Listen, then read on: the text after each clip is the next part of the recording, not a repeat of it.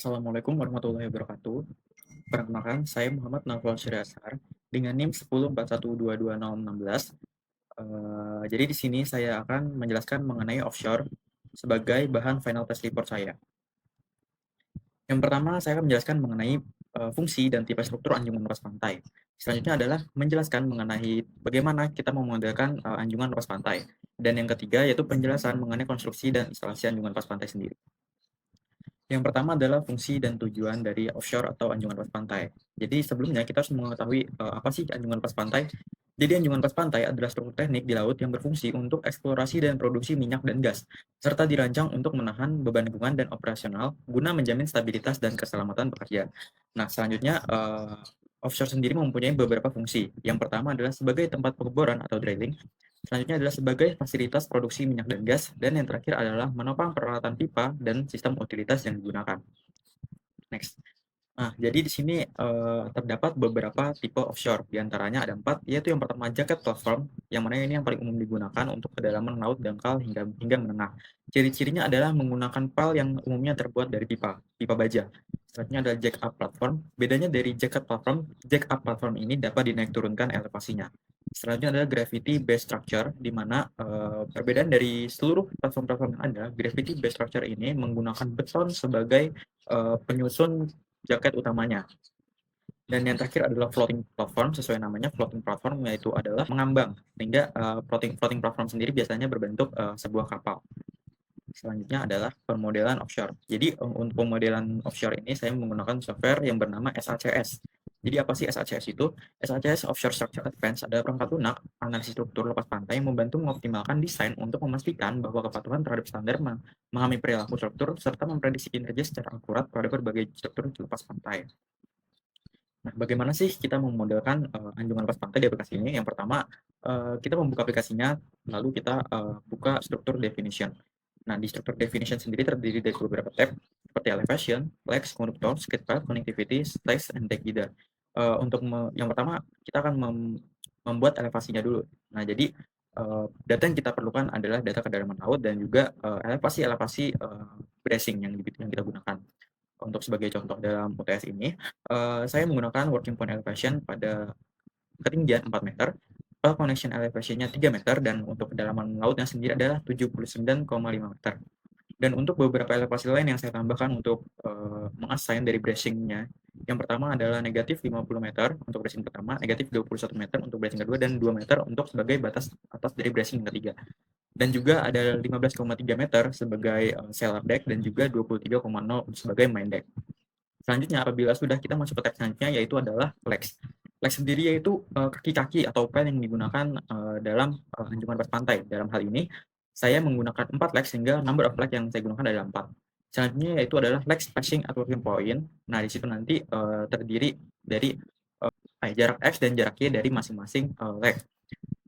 Sehingga apabila kita sudah menentukan leg spacing at working point, kita dapat menentukan X at WP dan Y at WP. Itu adalah koordinat dari letak file di working point-nya.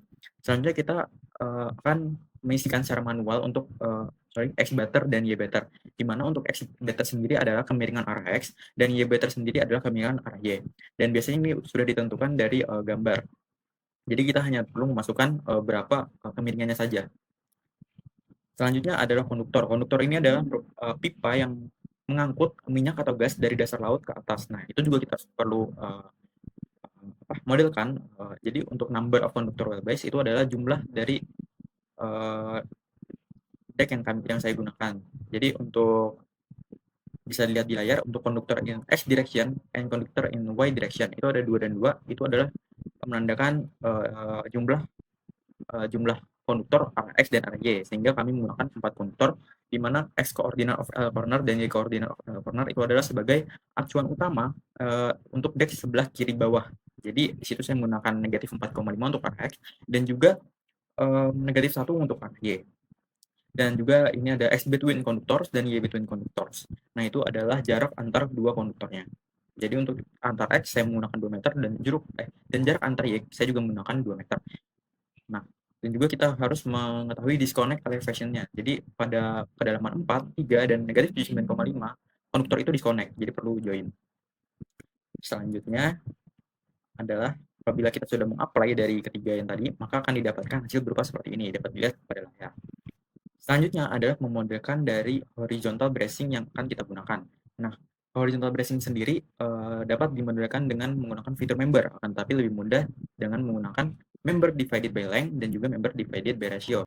Next, selanjutnya adalah pemodelan dari vertical bracing. Kebetulan saya menggunakan vertical bracing huruf X, sehingga saya hanya langsung menggunakan fitur dari aplikasi SACS-nya langsung, yaitu X-Brace. Jadi apabila kita pencet X-Brace, nanti akan keluar beberapa join yang dapat dipilih. Jadi saya memasukkan join kiri atas ke kanan bawah, kanan atas ke kiri bawah. Dan apabila apply langsung menjadi XX seperti ini. Dan ini kita harus menggambar untuk setiap kedalaman atau setiap bracing-bracingnya. Selanjutnya adalah pemodelan dari girder. Nah, kemudahan lagi yang dari aplikasi SHS ini adalah untuk membuat girder itu dapat dilakukan otomatis. Jadi kita hanya memasukkan beberapa jarak berapa meternya saja dan koordinatnya saja.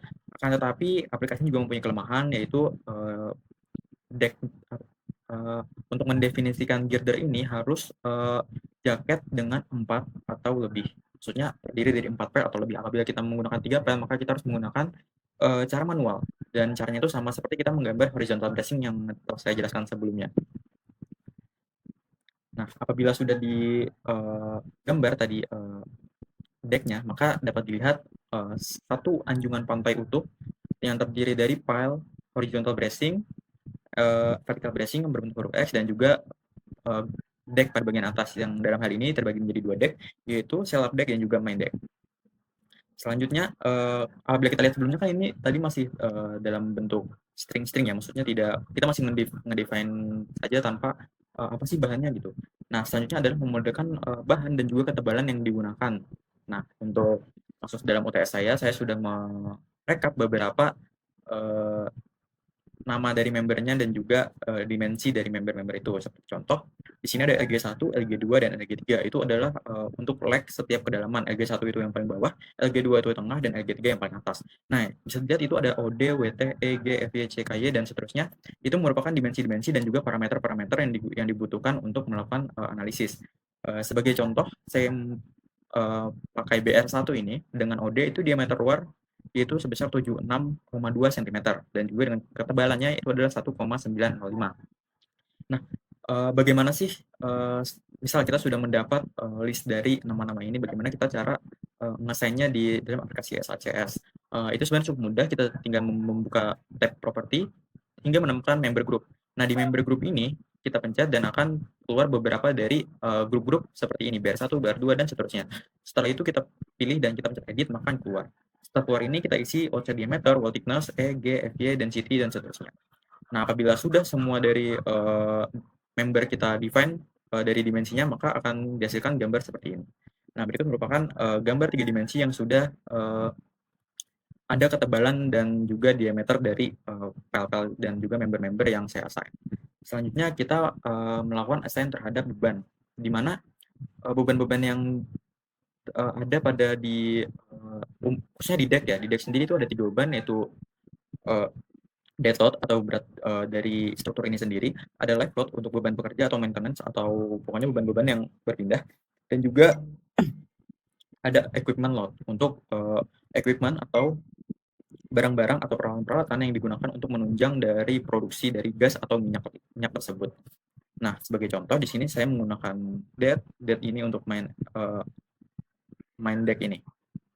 Selanjutnya adalah untuk equipment sendiri saya menggunakan load-nya yang EQPT yang didasari pada kata equipment. Jadi di sini saya untuk main deck pada ketinggian 23 meter, pada elevasi 23 meter maksudnya, itu ada 3 beban. Yang pertama ada skid 1, skid 2, dan skid 4. Jadi saya membagi menjadi 3 skid.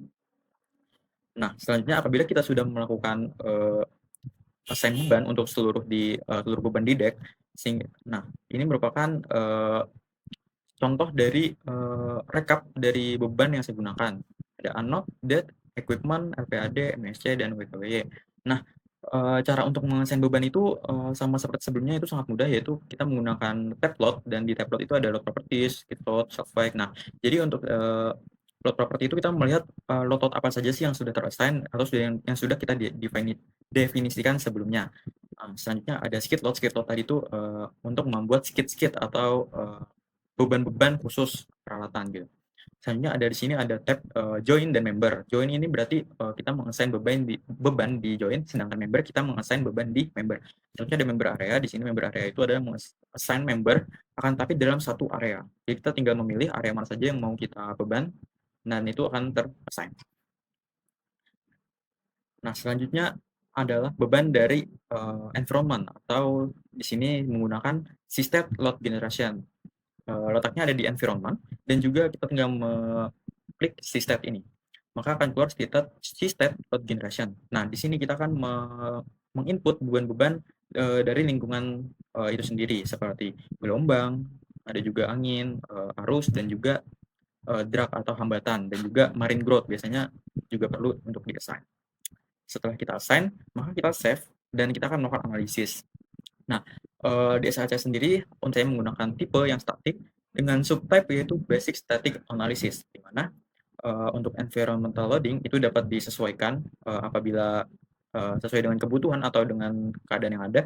Terus untuk elemen check, tubular join check itu menggunakan standar, biasanya menggunakan standar API RP2A.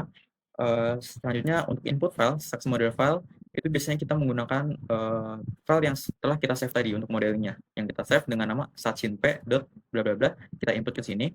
Selanjutnya untuk output file sendiri, Stax sendiri menyediakan beberapa output files. Yang pertama Stax common version file, Stax database directory, dan Stax run file, di mana biasanya pas view database directory itu memberikan hasil berupa gambar 3 dimensinya.